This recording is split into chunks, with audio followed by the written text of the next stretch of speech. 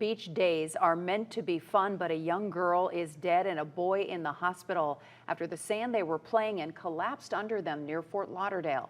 They dug a hole about 5 feet deep when it collapsed. Welcome to Wink News at 5. I'm Lois Tomey. I'm Chris Safadi. Most parents feel that water is the most dangerous part of the beach, but the sand can be just as treacherous. Wink News reporter Liz Byro joins us live from Fort Myers Beach now. Liz, our beaches are certainly different here than those on the East Coast. Is this something that we should be concerned about? Yes, and here on the West Coast, we have a lower elevation, meaning holes cannot be dug as deep before you're stopped by water, but they can be dug far enough down to be dangerous. When at the beach with kids, as a parent, you know to keep your eyes on the water. I was a little bit overprotective with them. Barbara and Joe Bottolato have had a place on the beach since the 80s, raised their kids near the water. I never would even let them walk to the water unless my husband or I were with them. But they didn't think twice about dangers of sand until they heard what happened Tuesday just north of Miami.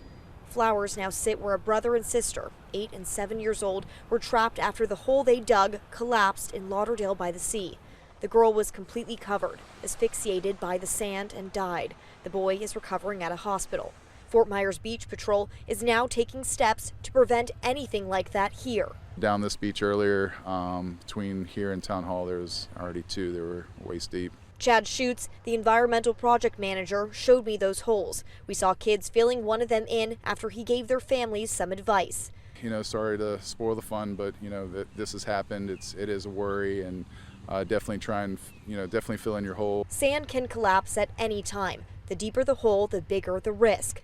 Former FGCU professor Tom Missimer explains these tragedies happen across the country, but in Florida, it is more likely on the steep East Coast beaches. Basically have the ability to dig a deeper hole, because if you're around here, you go out to the beach, you can dig down until where there's water, and then it won't go any further because it keeps collapsing.